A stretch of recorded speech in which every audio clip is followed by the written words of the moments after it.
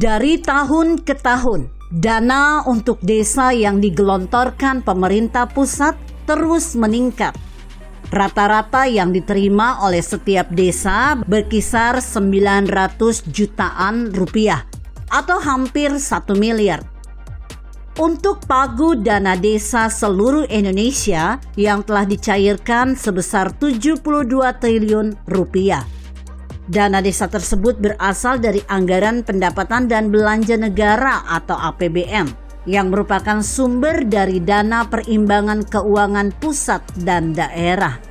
Tujuannya adalah untuk mengurangi kemiskinan, angka pengangguran bisa diturunkan, membangun infrastruktur dan menciptakan peluang serta lapangan kerja baru dan lain sebagainya.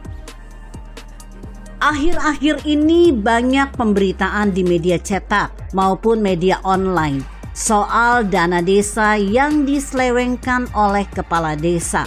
Misalnya saja tentang pekerjaan proyek fiktif. Dan ini banyak yang menyeret para kepala desa hingga masuk hotel prodeo. Hal ini diakibatkan kurangnya pengawasan masyarakat terhadap penggunaan dana desa tersebut. Atau mungkin saja sang kepala desa bisa saja bekerja sama dengan seluruh aparat dan tokoh masyarakat sehingga terlindungi. Bahkan lebih aneh lagi, dana desa tersebut justru digunakan untuk kepentingan pribadi, yakni biaya pernikahan dengan 2 istri mudanya. Ini bukan cerita fiktif. Ini benar-benar terjadi yang dilakukan oleh mantan kepala desa Kepandean di Serang, Banten.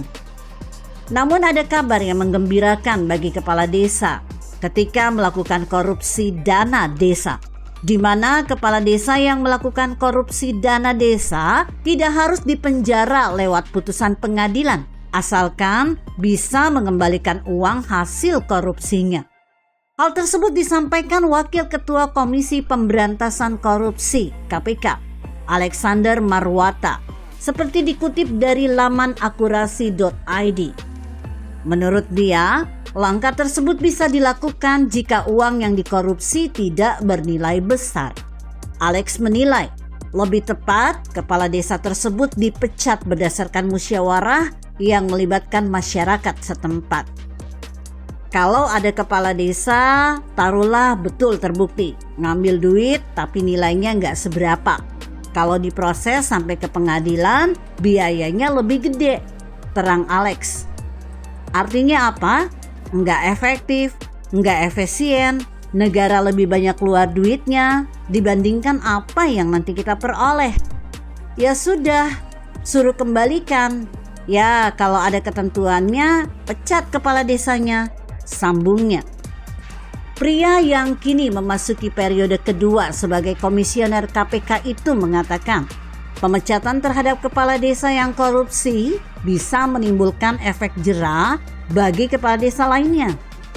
Dia menjelaskan, tolak ukur keberhasilan memberantas korupsi bukan dengan ukuran berapa banyak orang yang dipenjara. Kita sudah sepakat bahwa kalau menyangkut kerugian negara, kerugian daerah, kerugian keuangan desa, ya bagaimana semaksimal mungkin uang itu bisa kembali ke kas daerah, ke kas negara, kas desa. Itu saya kira lebih efektif dibanding kita memenjarakan orang. Lah dia punya istri, istrinya nggak kerja, anaknya 3, bisa bubar semua imbuhnya. Ini menjadi PR kita bersama dan desa. Anti korupsi ini tidak semata-mata menyangkut aparat desanya, tetapi juga masyarakatnya, sambung Alex. Di sisi lain, Menteri Desa Pembangunan Daerah Tertinggal dan Transmigrasi, Abdul Halim Iskandar, menerangkan bahwa pemerintah pusat dan daerah berkomitmen bersama dalam mendorong pembangunan desa untuk semakin maju dan berkembang.